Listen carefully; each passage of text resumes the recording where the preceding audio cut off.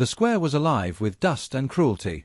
Laughter rippled across the crooked boardwalks as a woman stumbled into the mud, her hands scraping the grit. Someone hurled a rotten apple. It burst against her shoulder, staining her faded dress. Another voice jeered, "Stay where you belong, widow." A boy whistled like he was taunting a stray dog. The crowd was entertained, and Eliza Harper was their spectacle. She did not cry out. She bit the inside of her lip, tasting blood, and pushed herself upright, though her knees trembled. The mud clung to her skirts, heavy and foul. The jeering was worse than the blows. Words cut deeper than fists. She kept her eyes on the ground, praying they would grow bored. Her fingers brushed the plain gold ring on her hand, the last relic of a husband who had left her with nothing but shame and debts. That small circle of metal was all that kept her from feeling erased. From the porch of the saloon, a tall man leaned against a post, his shadow long in the fading light. Samuel Kane said nothing, but his silence was louder than the crowd's laughter. His jaw set hard, his eyes followed every movement. He looked as though he might speak, might act, but the moment stretched, and he remained still. To the townsfolk, he was a figure of wealth and distance, the owner of sprawling lands beyond the valley. To himself, he was a man who carried ghosts. Eliza pushed herself to her feet. A shove sent her down again. She winced, and a ripple of laughter rose. Children shouted insults they had heard from their parents, unthinking in their cruelty. The preacher's voice, solemn on Sundays, now called her cursed, a burden sent to remind them of sin. She endured it all with a hollowed silence, her body present but her spirit drifting elsewhere. Samuel's hands curled around the porch rail. He had buried his own wife under a cedar tree 5 years ago, his little girl beside her. Illness had taken them, and since that day, he had spoken little, loved less, and trusted no one. He was known for his cattle, his money, his iron temper, but the truth was simpler, he was afraid of hope. Watching Eliza stumble, bruised and unbowed, stirred something he thought long dead. Days passed, each one echoing the last. In the marketplace, a shopkeeper placed spoiled flour in Eliza's sack, sneering as he shorted her change. She accepted it, head low, because what choice did she have? Boys threw stones near the well, one striking her shoulder as she bent for water. The bruises multiplied, faint maps of contempt. Always, somewhere nearby, Samuel saw. Sometimes from horseback, sometimes from a shadowed doorway.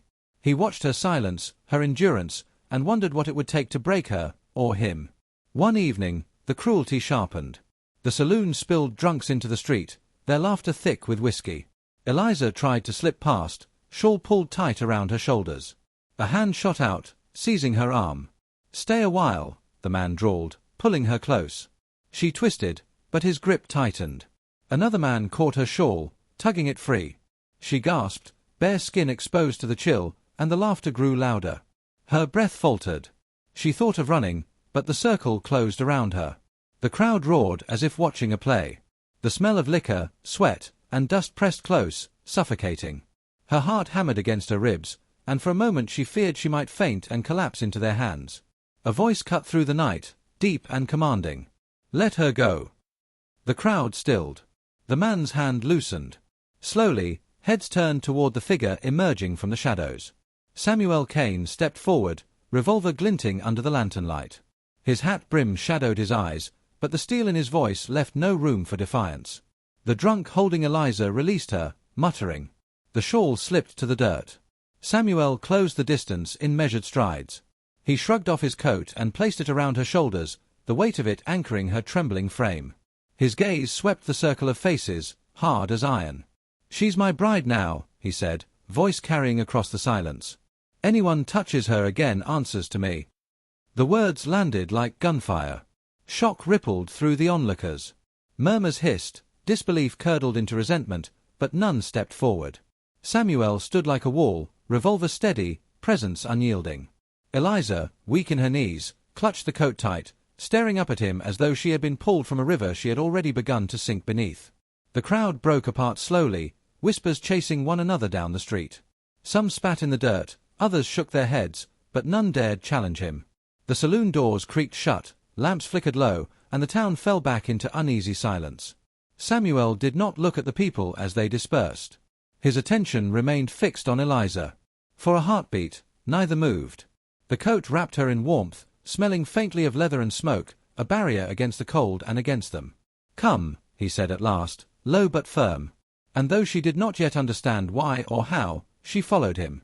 The night swallowed them both, leaving behind only the echo of his declaration, a promise that would change everything. The wedding was small, almost defiant in its simplicity.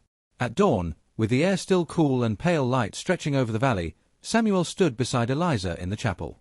No flowers adorned the pews, no crowd gathered, only the preacher, the silence, and the vows that bound them.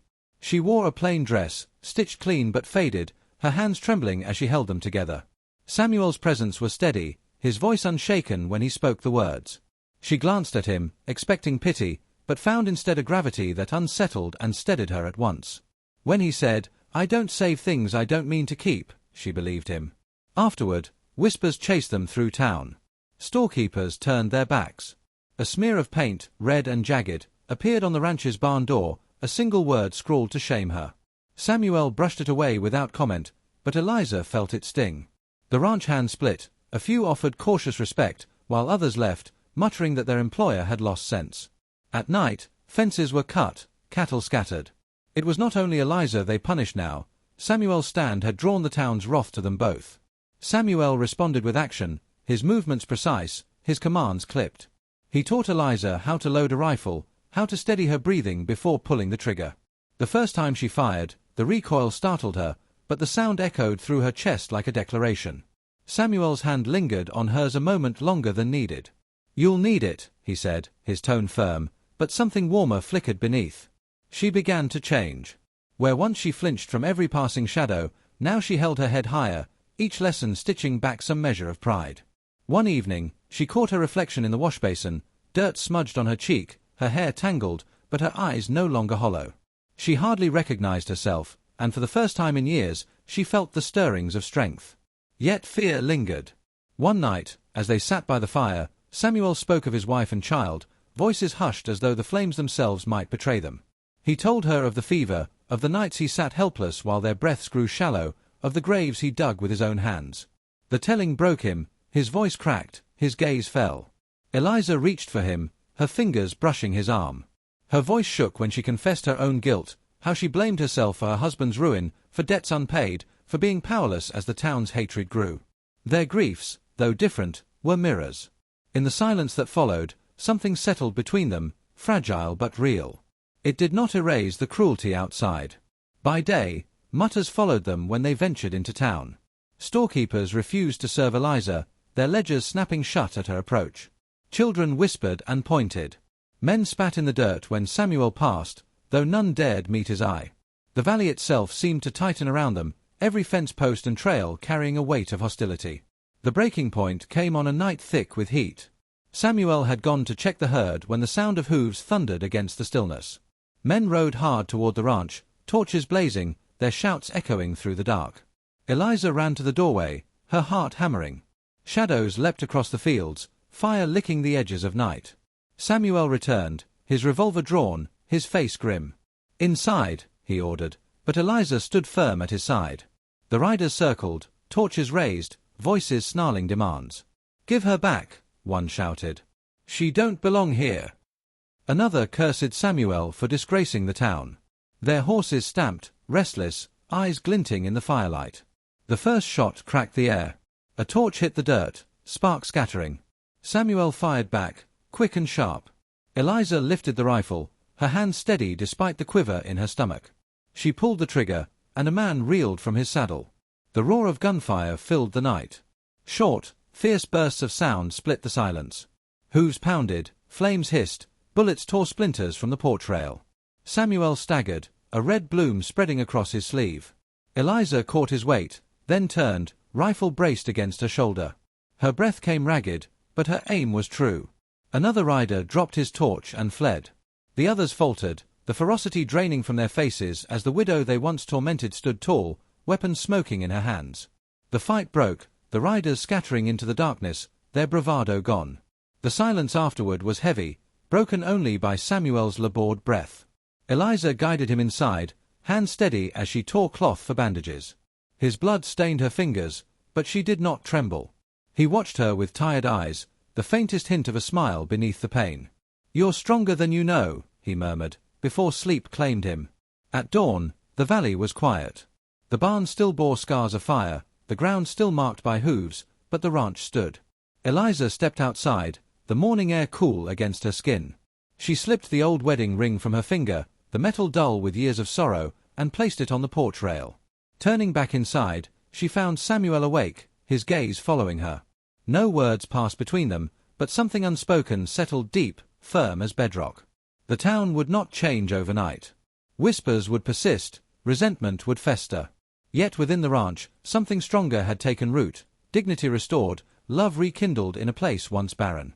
Eliza no longer walked with her head bowed. She carried herself as a woman no longer defined by shame, but by the courage of standing beside the man who had seen her worth. And though their fight was far from over, the dawn promised more than survival. It promised the beginning of a life they would shape together, one scar and one triumph at a time.